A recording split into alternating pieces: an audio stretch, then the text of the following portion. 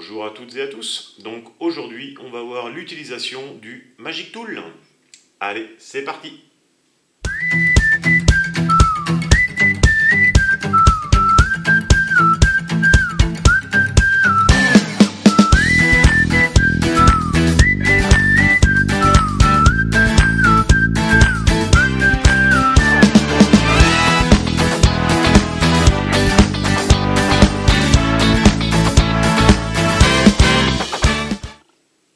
Alors aujourd'hui, nous allons voir le Magic Tool. Donc il y a trois kits pour le Magic Tool. Nous avons le standard ici, où il est composé d'une pince large qui reçoit les plumes avant d'être coupée.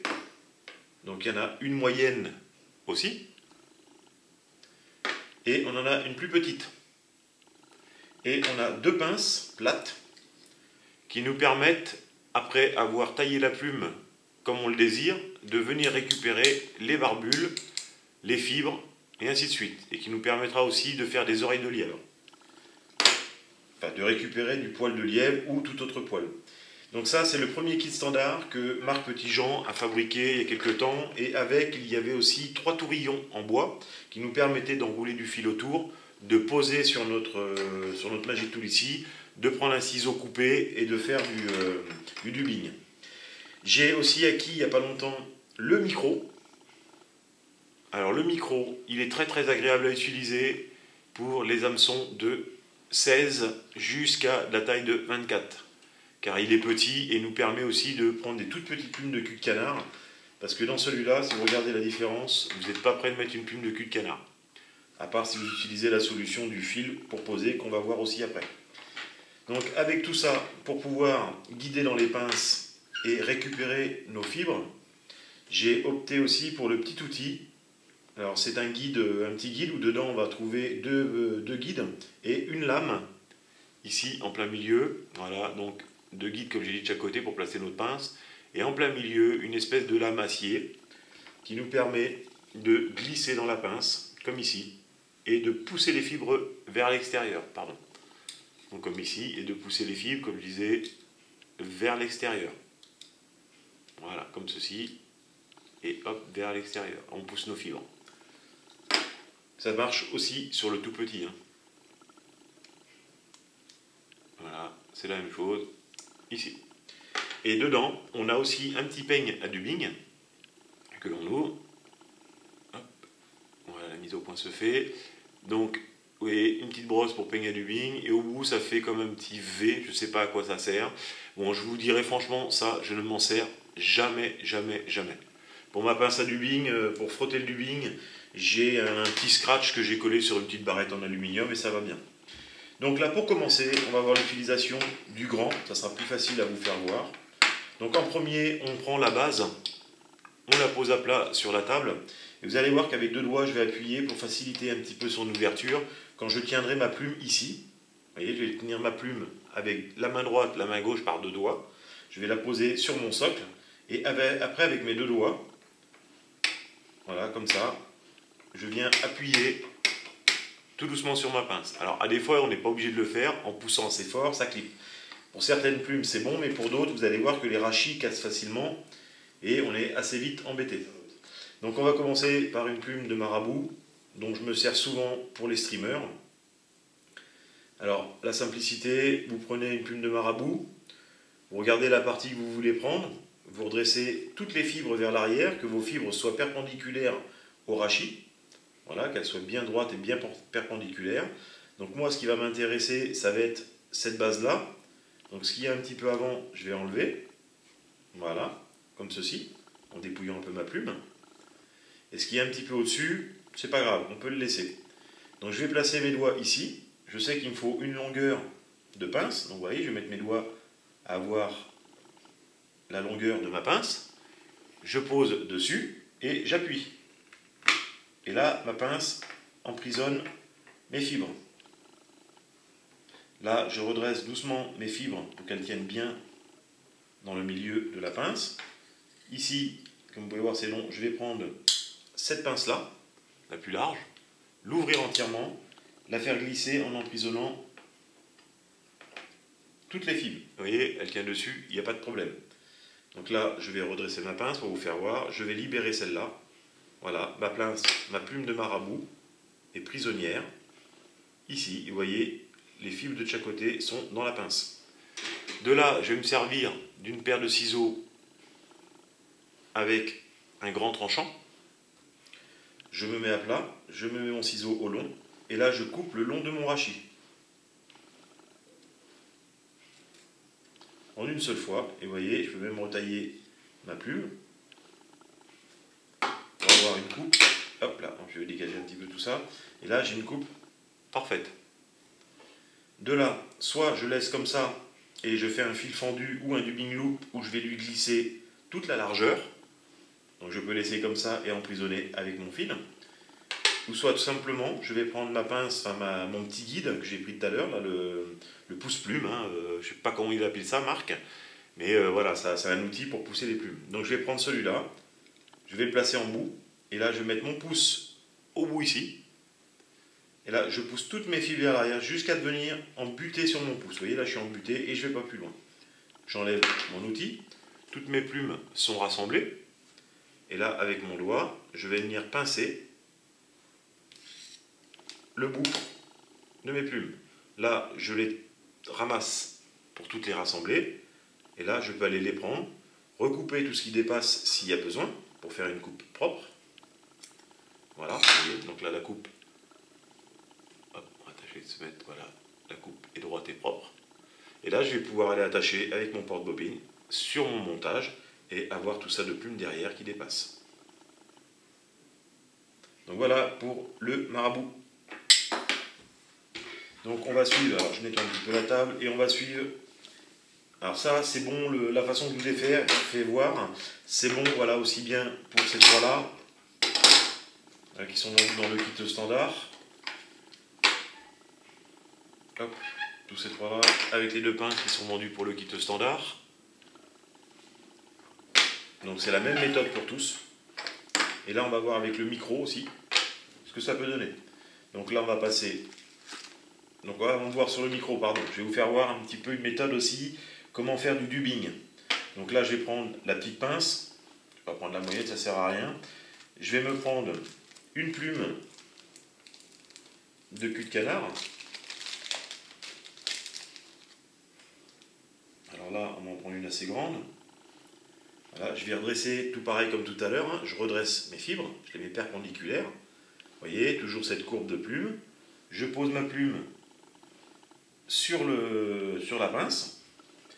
Je vais prendre un petit peu de dubbing. Donc je vais remettre ma pince là où il faut, centrer, pardon. Voilà.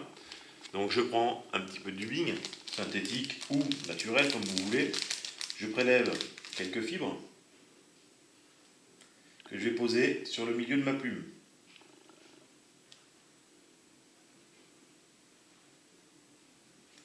Et là, pour encastrer le tout, c'est un peu plus difficile. Donc dans ce cas, vous voyez, j'ai récupéré sur un vieil haut-parleur du fil de cuivre. Une bobine de fil de cuivre. Je vais en prendre un petit bout. Voilà. Et là, je vais poser mon fil de cuivre en tenant ma plume à un bout et de l'autre sur la plume. Vous voyez, là, je tends le tout et je pousse avec mon fil de cuivre sur la pointe. Tac. Tout est prisonnier, tout est dedans. Mon fil de cuivre, je le prends, je le retire. Je prends la fameuse pince, je glisse dedans, je récupère donc en ayant pincé mes fibres et mon dubbing, je relâche avec l'autre pince, ma plume de canard est bien droite et bien propre. Donc là je retourne pour pouvoir couper. Donc là je prends ma grande paire de ciseaux et une grande paire de ciseaux, vous allez voir qu'on coupe en une seule fois. C'est mieux parce que quand on a tendance à couper comme ça en plusieurs fois avec une petite paire de ciseaux, on va avoir une coupe qui ne va pas être régulière. Donc une grande paire de ciseaux permet aussi de ne pas dégager les fibres et de tout couper en une seule fois. Voilà, donc voilà ce que ça donne. On va monter, voilà, pour que ça équilibre bien. Donc là, vous avez pareil, un dubbing mélangé avec de la fibre de cul de canard. Alors soit vous le laissez comme ça et vous l'emprisonnez dans un dubbing loop, ou soit vous prenez pareil le petit outil qui va bien, on le place sur le ici, et là avec notre pouce en sûreté derrière, et là on descend notre outil jusqu'en bas et on pousse toutes nos fibres et arrivé au bout. Voilà, nos fibres est maintenues par notre pouce. Et là, je récupère l'ensemble avec mon autre main. Là, j'ai un tout petit toupet et tout ce qui dépasse au bout ici, je le coupe pour avoir une coupe régulière. Voilà. Et là, j'ai plus qu'à l'accrocher sur mon montage. Voici pour le Magic Tool avec du Bing. Et là, on va voir le micro. Et là, c'est pareil, on a souvent des toutes petites plumes de cul de canard, vous voyez, comme ça. Celles-là ne tiennent pas dans celui-là qui est précédent. Voilà, on ne peut pas le mettre dedans, c'est casse-pied, c'est pas assez grand, on n'y arrive pas. Donc, soit vous avez la solution, donc comme fait Marc Petitjean, vous enlevez tout ce qui est dufteux derrière et on ne garde que les fibres. Alors, pour inclure là-dedans, vous voyez, c'est pratiquement impossible. Alors, soit vous posez votre plume. Quand elle est posée, vous prenez votre fil de cuivre, vous posez bien dessus sur le rachis, et là vous emboîtez. Vous retirez votre plume, votre fil de cuivre, et là vous avez votre plume qui est bien dans la pince. Je vais prendre la petite pince pour la récupérer, donc j'écarte bien celle-ci, j'emprisonne toutes mes fibres, voilà, j'ouvre l'autre, et voilà ma plume de cul de canard. Donc là, je vais la retirer. Et si on ne veut pas s'embêter avec le gros et qu'on peut utiliser le tout petit, c'est quand même plus agréable. Et ça nous permet aussi d'avoir toujours, vous voyez, avec le petit, tac, je mets dedans, pas besoin de fil. Et on a toujours, vous voyez, comme je vous ai dit tout à l'heure, ça c'est pour des mouches de 16 à 24. Donc 16, on va prendre la totalité de la longueur de la pince pour mettre les fibres.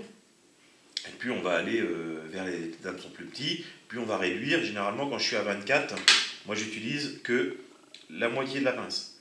Ça me permet, quand je vais faire des mouches en série, d'avoir toujours la même contenance de fibres sur mes mouches. Donc d'avoir des montages propres et réguliers.